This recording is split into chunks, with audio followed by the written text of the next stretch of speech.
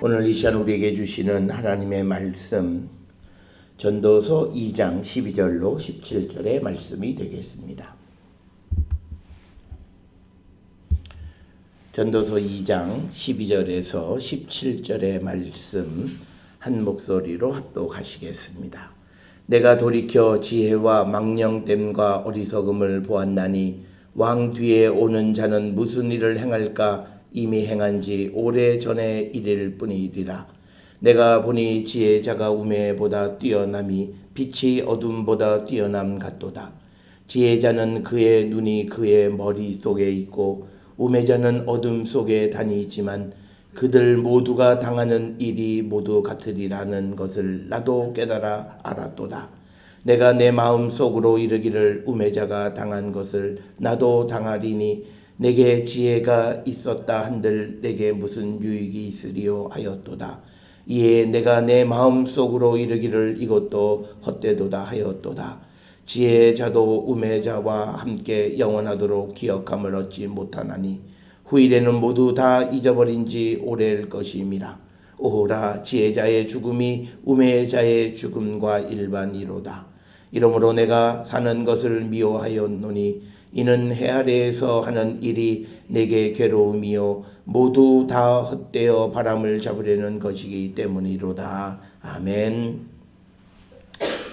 오늘 우리가 함께 읽은 전도서 2장 12절로부터 17절에 있는 말씀은 죽음 앞에서 이제 이 지혜자가 죽음의 영향을 받아서 지혜로운 것도 헛되다라고 하는 것을 의미합니다.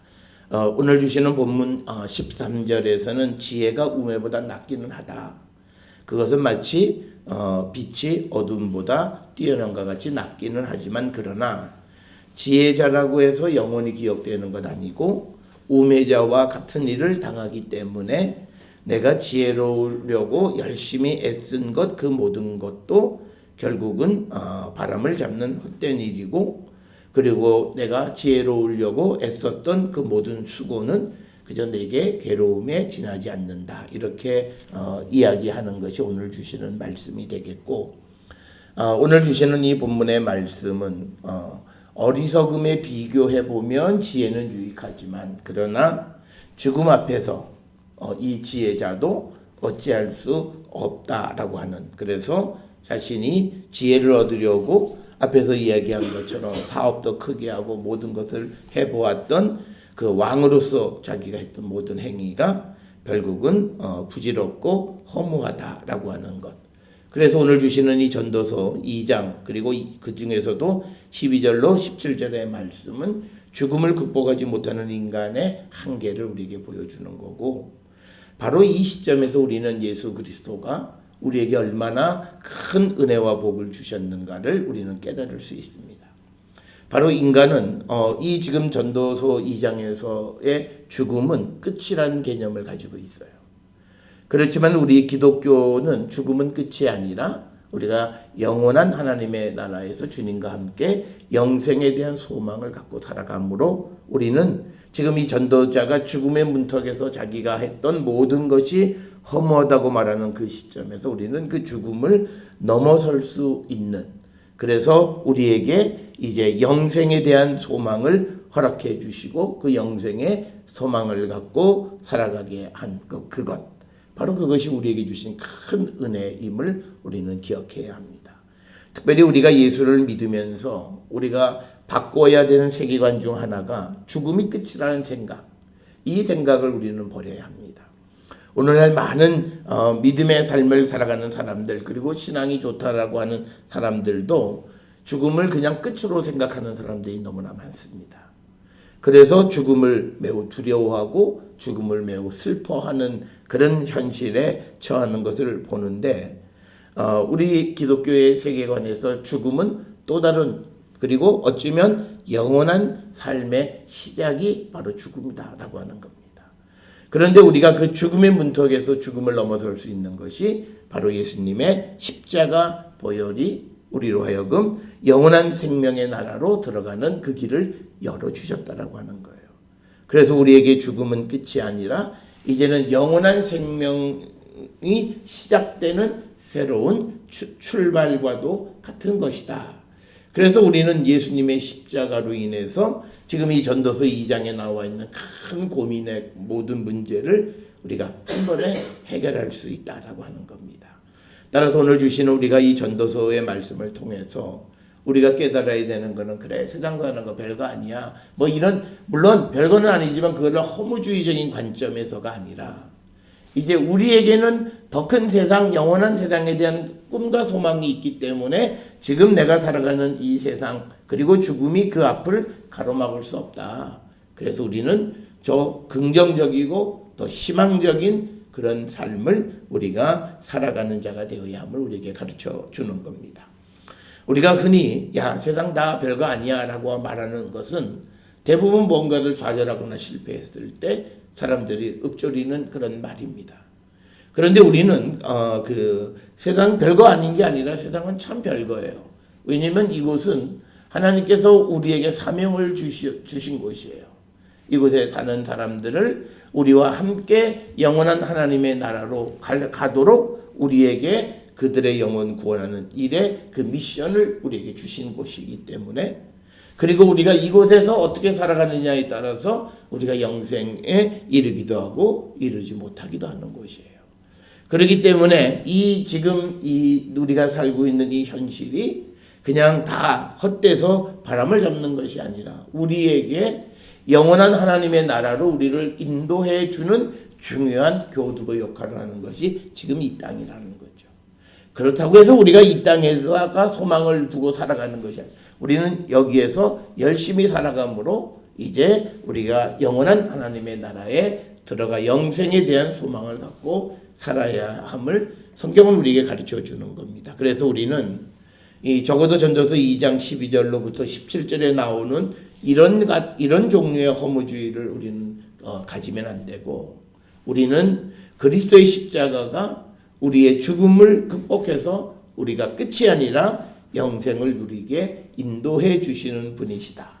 그래서 우리가 구약과 신약의 큰 차이는 죽음의 문제입니다.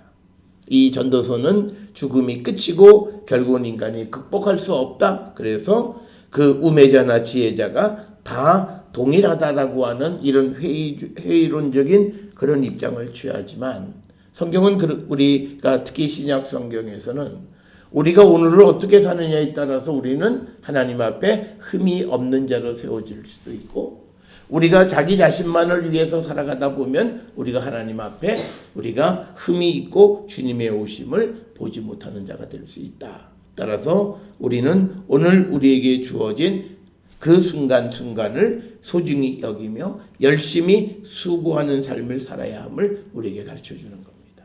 특별히 우리가 수고해야 되는 것은 육신을 위한 수고가 아니라 우리가 영적인 수고, 하나님의 일을 위한 수고를 우리가 감당하며 살아가는 자들, 하나님의 일을 먼저 생각하며 수고하는 그런 자들이 되어질 때 우리가 세상 끝날에 주님이 우리의 변호자가 되셔서 우리를 영생으로 인도해 주심을 우리가 믿는 그 삶이 바로 우리 기독교의 세계관이고 죽음에 대한 이해입니다. 따라서 죽음은 우리에게 새로운 출발을 가져다 주는 것이기에 그렇게 슬픈 것만은 아니다라고 하는 거죠. 그래서 우리가 믿음의 삶을 살아가면서 육적인 가족에 너무 얽매여져 있다 보면 죽음이 좀 슬퍼요, 육적으로. 그렇지만 우리가 믿음을 가짐으로 영적인 가족이 생겨나고 그 영적인 가족이 우리에게 주는 참된 의미를 깨닫게 되면 이제 우리는 죽음을 통해서 우리가 영원한 하나님의 나라의 또 다른 새로운 그 믿음의 형제들을 만나는 기대감 속에 우리가 살아갈 수 있다. 그래서 성경은 죽음을 극복할 수 있는 예수 그리스도를 통해서 죽음을 극복시켜 주는 그런 은혜를 우리에게 주신 것이다. 그래서 우리는 전도서 말씀을 반드시 신약 성경의 예수 그리스도의 그 행적과 비교하고 그 말씀과 비교해서 이 말씀을 보지 않으면 우리가 이 성경의 말씀들을 자칫 잘못 이해할 수 있다라고 하는 것. 그래서 젊은이들이 많은 사람들이 그 자신들이 수고하는 것이 헛되다라고 할 때 이 전도서 말씀들을 많이 인용하는데 그 말씀은 성경 전체 안에서 이 전도서가 갖는 위치를 잘 모르기 때문입니다. 그러니까 예수님 없이 지혜롭다고 하는 그 유대인들의 지혜가 갖는 한계라는 거죠.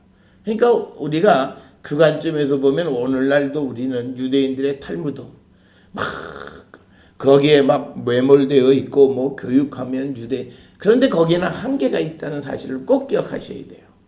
거기에는 예수 그리스도가 주시는 그 영적인 그런 세상은 없다라고 하는 거예요. 그러니까 우리가 그것만 보고 야 너무 좋다 그러면 그 즉시 나를 돌아봐야 되니 내가 육적이구나.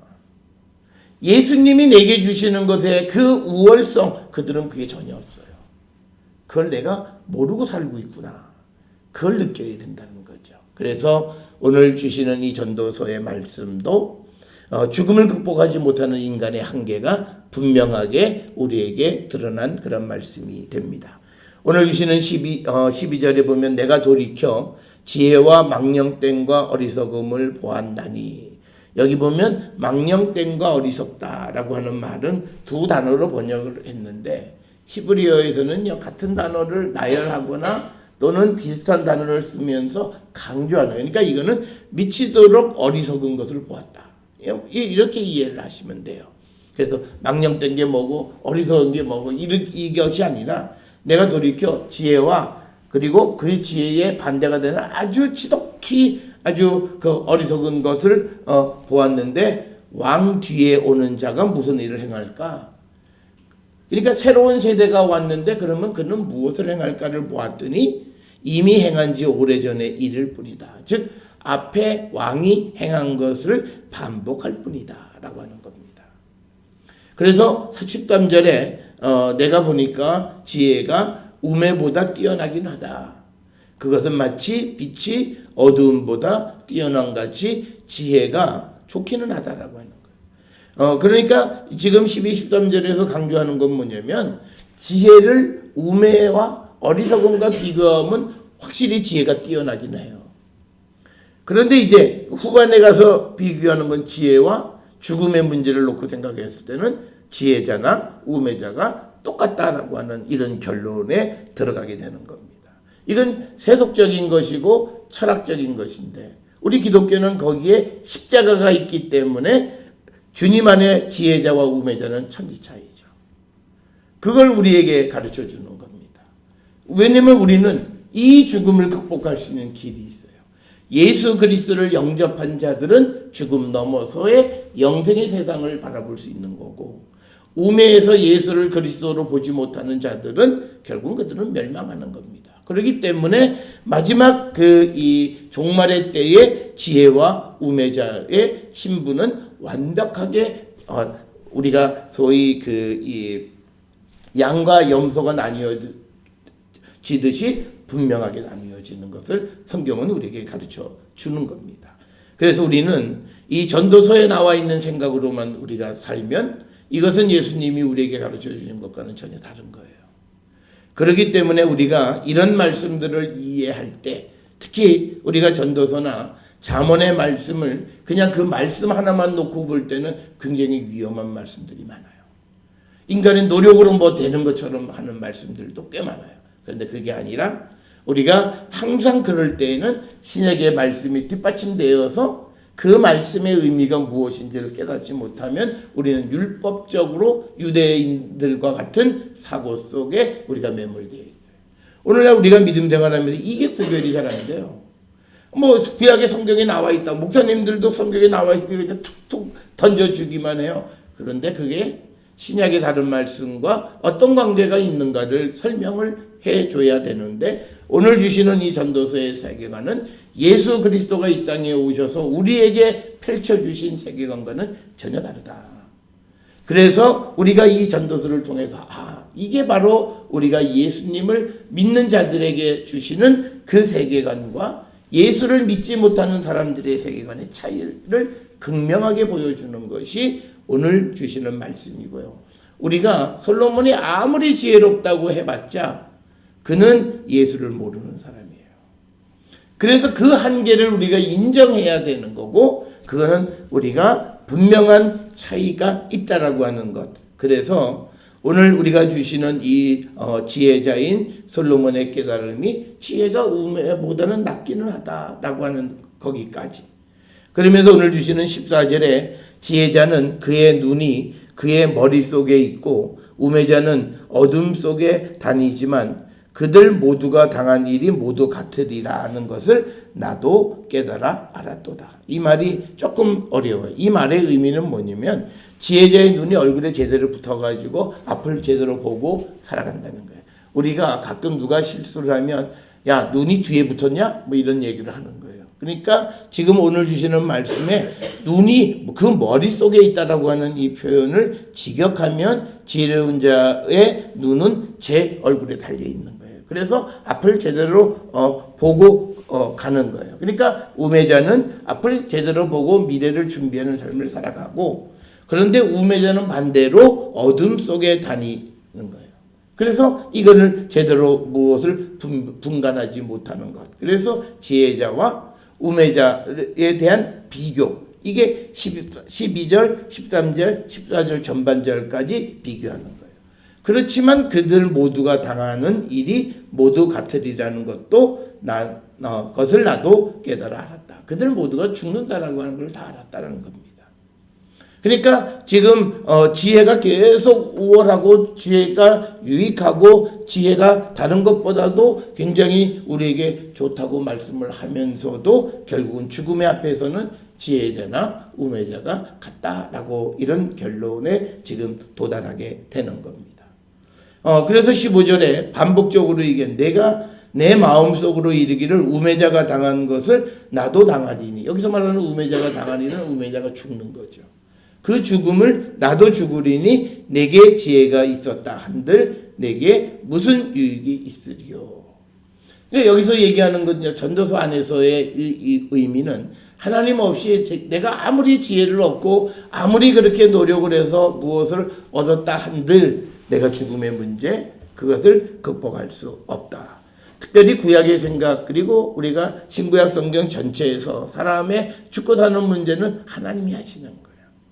그러니까 지금 여기에서 이 솔로몬이 이런 결론에 도달하게 된 것은 그가 얻은 지혜가, 물론 솔로몬이 우리가 열왕기상 기브원에서 기도할 때 하나님께서 그가 지혜를 구했기 때문에 구하지 모든 걸 다 주셔서 우리가 지혜를 구한 왕으로 생각을 하지만, 그러나 그가 이제 나중에 삶을 보면 우상 숭배하잖아요. 그런 모습에서는 그는 지혜를 떠난 자예요. 아마도 그의 모습은 지금 이 모습, 그때의 모습, 우상을 숭배하면서 세상에 많은 지혜들 무역을 하고 교류를 하고, 그래서 세상에 수많은 사람들의 지혜를 다 모아가지고 그것을 알아서 자기가 세상의 어떤 왕보다도 지혜롭다라고 그런 오만함과 자만감을 가지고 있었던 그때 그 지혜, 그건 하나님이 주신 것이 아니라는 거죠. 그러니까 이것이 결국은 내 죽음의 문제도 해결하지 못한다는 거죠. 그래서 내게 지혜가 있었다 한들 내게 무슨 유익이 있으리요 하였도다. 이에 내가 내 마음속에 이르기를 이것도 헛되도다.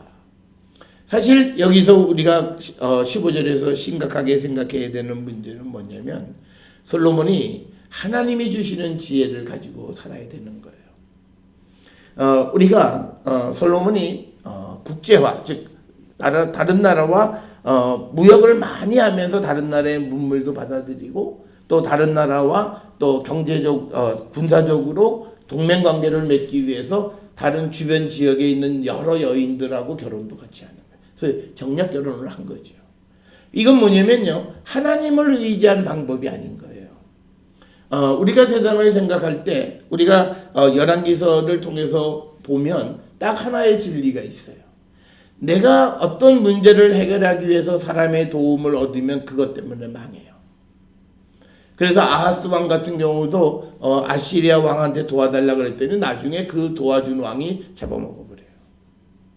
그러니까 하나님의 도움을 구하는 것이지 세상의 도움을 구하면 그 도움을 받았던 그것에 의해서 망해버린다는 거예요. 그래서 우리가 이런 거하고 비슷한 거예요. 딱 좋은 비유는 아닙니다만 누가 급하다고 어디 가서 이 고리대금업을 얻어서 당장 뭐 부도를 막을 수는 있어요. 그런데 그것이 나중에 문제가 돼서 그것 때문에 결국은 회사를 통째로 날려버리는 경우들을 우리가 종종 보는 거예요. 그래서 우리가 여기에서 지금 솔로몬이 이런 결론에 얻게 된 이 사람이 말하는 지혜는 하나님이 주신 지혜는 아니에요. 솔로몬이 후기에 성전 짓고 왕궁 짓고 그리고 지혜가 세상에 널리 퍼지고 그래서 많은 사람들이 그를 찾아오고 그 국제적인 지위가 올라가고 그러면서 교만해져서 다른 신들을 섬기기 시작하고 그러니까 그 지혜가 하나님의 지혜에 다른 잡다한 것들이 섞이기 시작하는 거예요. 그러니까 그가 많은 지식을 가지게 되면 더 확실해지는 것 같은데 그게 아닌 거예요. 죽음의 문제에서 어찌할 바를 모르고 그러면서 자기가 처음 기브온에서 하나님 앞에 기도해서 그 지혜를 얻고 그 지혜를 가지고 아주 명판정을 하고 그랬던 그 사람의 칼날이 오히려 무디어져요. 여러분 우리가 퓨전이라고 하는 것은요. 어떤 것의 독특한 맛을 제거하는 거예요. 그러니까 뭐냐면 하나님의 백성들이 다른 것과 합쳐지면 하나님의 백성의 날카로움이 없어지는 거예요. 영적인 분별력이 무뎌지는 거예요.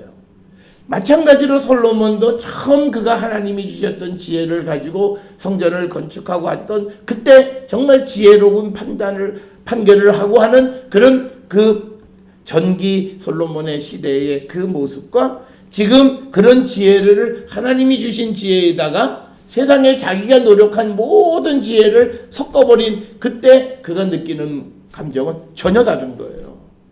그래서 우리가 세상을 살아가면서 이것저것 막 많이 갖는 사람이 행복할 것 같고 그렇진 않아요. 우리가 내 맛을 낼 줄 알아야 돼요. 그것은 우리가 다른 것과 섞으면 안 돼요. 그래서 특별히 우리가 믿음은 우리가 이 솔로몬이 하나님이 주신 지혜로 평생 40년 왕을 하면서 그것만 지켜갔다면 이런 전도서와 같은 결과는 안 나왔을 거예요. 그런데 그가 그 하나님이 주신 지혜에다가 자기가 수고한 많은 세상의 지혜들을 붙여버렸더니 하나님 말씀에 날카로움이 없어져 버렸고 무뎌져서 이것도 좋고 저것도 좋고 그러다 보니까 결국은 아무것도 아니고 마지막 결론은 회의론적인 그런 입장 그리고 자기가 수고하고 있었던 모든 것에 대한 후에만 싹트게 되어진 모습입니다. 우리의 모습이 그래요. 우리는 하나님 말씀이 우리를 생명으로 인도하는 것에 대한 확고한 믿음을 가지고 하나님 말씀으로만 족할 수 있다라고 하는 믿음을 가진 사람이 많지 않아요. 그래서 우리가 하나님 말씀도 따르기도 하면서 세상도 따라가려고 하는 그런 어정쩡한 그런 모습, 하나님 주신 지혜에 세상의 것들을 믹서해서 우리가 아주 말씀 아닌 말씀을 가지고 살아가는 사람들이 많아요. 그러면 안 되는 거예요. 오늘날 많은 사람들이 이 설교를 잘한다는 목사님들에게 우리가 쏘으면 안 되는 게 있어요. 하나님의 말씀의 강도를 약화시켜 버렸어요. 다른 맛만 강하게 넣어주는 거예요. 그러니까 우리가 요즘 커피 마시는 것과 똑같아요. 커피를 아주 새까맣게 250도 이상으로 태워가지고 다른 맛을 싹 다 죽여버리고 쓴 맛만 딱 살려주는 거예요. 그러니까 사람들이 거기에 길들여서 그게 맛있다고 먹어요. 그런데 원래 사람들은 커피가 맛있는 거는 200도 전후에서 볶아서 그러면 본연의 맛이 난다라는데 오늘날은 그 본연의 맛은 다 사라져 버렸어요. 하나님 말씀의 그 맛이 다 없어져 버렸고 이제 하나님 말씀에 세상적인 것들이 너무 많이 섞여 버려 가지고 말씀의 맛이 없어요. 이게 말씀이 내게 달아야 되는데 어떨 땐 달고 어떨 땐 쓰고 어떨 땐 맛이 제각각인 거예요. 그러니까 이런 현실 속에서 결국 나타나는 결과는 이것도 좋고 저것도 괜찮은 것 같은 생각을 갖는 거예요. 그런데 그들이 언제 딱 문제가 생기냐면 죽음이 눈앞에 다가왔을 때예요. 이제 이 죽음의 문제를 어떻게 해? 똑같은 거예요. 솔로몬도 40년 동안 성전 짓고 왕궁 하고 뭐 국제적으로 자기 이름이 널리 알려지고 또 스바의 여왕이 찾아오고 뭐 국제적으로 위신이 쫙 올라갈 때는 이 생각 전혀 안 한 거죠. 그런데 자기도 늙고 이제 자기의 삶에서 죽음이라고 하는 것이 눈앞에 와서 자기를 반추해보고 돌아볼 때 다 허무한 것이라는 거예요. 그래서 우리가 이 솔로몬의 삶을 반면교사로 삼아서 우리도 이런 삶을 살아가면 안 된다는 거죠. 우리도 처음 하나님이 우리에게 주시는 그 말씀을 가지고 말씀의 순수성을 가지고 살아가는 거예요. 우리 기독교 신앙의 가장 그 특징이 뭐냐면 순수해요. 말씀이라고 하는 것은 뭐냐면 순수한 거예요. 그러니까 우리가 예수님이 성전을 정화하는 것도 뭐냐면 성전이 복합적 기능을 가질 수도 있어요. 그런데 예수님이 그 상을 다 뒤집어 엎어버리셨던 이유는 뭐냐면 하나님의 집은 만민이 기도하는 역할로만 족하다는 거예요. 순수를 정하는 거예요. 어찌 보면 세상에서는 가장 낙후된 것 같아요. 여러분 보세요. 교회들이 70년대 80년대 문화사업 막 하는데 요즘은요. 우리가 먹고 살고 되니까요. 이제는 교회들이 무슨 구청이나 이런 데 가서 연만한 데 가서 무슨 뭐 구청에서 하는 사업 뭐 도와드리겠습니다. 필요 없다 그래요. 우리 예산 다 있고요. 그리고 종교성이 강조돼서 싫다 그래요. 그래서 이 문화 공간들이 많아요. 그런데 종교기관은 빌려주지도 않아요. 뭐 구청 또는 동사무소 이렇게 그런 데들 보면 빈 홀들이 있어요. 그래서 제가 어느 분이 그 교회 개척한데 그런데 한번 가서 한번 물어보라 그랬더니요. 심의위원회가 있어가지고 종교기관은 기독교도 안 되고 불교도 안 되고 모든 종교 다 안 되는 거예요. 그냥 빈 공간 그냥 덜렁 내버려 두는 거예요. 그런 거예요. 그래서 우리가 오늘 주시는 이 말씀을 통해서 우리는 하나님께로부터 오는 지혜를 갖는 지혜로운 자가 되어야 돼요. 그러면 우리는 끝이 허무하지가 않아요. 그 하나님이 주시는 지혜가 우리가 예수 그리스도를 통한 영생의 소망을 갖게 하시고 그 죽음 이후의 삶에 대한 깊은 소망을 갖게 하시기 때문에 결코 우리가 애쓰고 수고하는 것이 헛되다 말하지 않아요. 우리가 정말 주님 안에서 나눔을 살아가는 사람, 평생을 나누고 살아가는 사람들이 죽음 직전에 허무함을 느끼냐? 그렇지 않아요. 그래도 내가 이 땅에 와서 주님이 원하시는 삶을 살아갈게 너무 기쁜 거예요. 그리고 나를 써주시는 것에 너무너무 감사한 거예요. 그런 기쁨과 감사함을 가지고 살아갈 수 있는데 이 솔로몬은 자기가 있었잖아요. 자기가 수고했잖아요. 그런데 자기가 수고하고 있었음에도 죽음의 문제는 극복하지 못하니까 야, 저 우매한 자나 나도 죽으면 끝이다. 그래서 16절에 지혜자도 우매자와 함께 영원하도록 기억함을 얻지 못한다. 후일에는 모두 다 잊어버린 지 오래일 것임이라. 오라 지혜자의 죽음이 우매자의 죽음과 일반이로다. 즉 영생의 소망이 없는 자들이 딱 도달하는 그 인생의 종착점은 바로 이거예요. 그런데 우리는 예수님으로 말미암아 우리가 이 죽음을 넘어서서 우리가 새로운 세상, 영원한 생명 주님과 함께 살아가는 세상을 바라보고 살아가는 거예요. 이게 기독교가 갖는 큰 장점이에요. 그런데 오늘날 우리가 살면서 이 영생에 대한 소망을 다 잊어버리고 살고 그리고 종말에 대한 개념들, 재림에 대한 신앙이 다 약해진 거예요. 특별히 우리가 이 대림절을 지나면서 주님이 오시는 것, 다시 오신다 약속하신 주님이 오시는 것이 우리에게 어떤 유익이 있느냐? 죽음을 넘어서게 해주는 겁니다. 주님이 오셔서 우리의 구원을 완성시켜 주심으로 우리를 저 천국으로 이끌어 주셔서 주님 안에서 영원한 생명을 누리게 해주신 그 은혜가 바로 다시 오시는 주님을 통해서 이루어진다는 거예요. 그래서 우리가 기쁨으로 그날을 바라보면서 주님 오시기를 기대하는 마음을 갖고 우리가 살아가면 적어도 이 솔로몬과 같이 죽음 앞에서 어떤 회의적인 그런 입장을 갖지 않는다는 거예요. 그래서 우리는 오늘 주시는 이 본문, 이 솔로몬의 실패한 삶의 모습을 통해서 우리는 예수 그리스도를 믿음으로 우리가 영원한 생명에 대한 소망을 가짐으로 우리가 그 오늘 하루하루를 살아갈 때 우리에게 주신 일에 최선을 다하고 하나님의 나라를 위해서 우리가 살아가기를 결단함으로 우리는 주님 오셨을 때에 흠없는 자로 세움을 입고 영생을 누리는 그 소망을 갖고 우리가 하루하루를 살아가는 우리 모든 성도들이 될 수 있기를 주의 이름으로 축원합니다.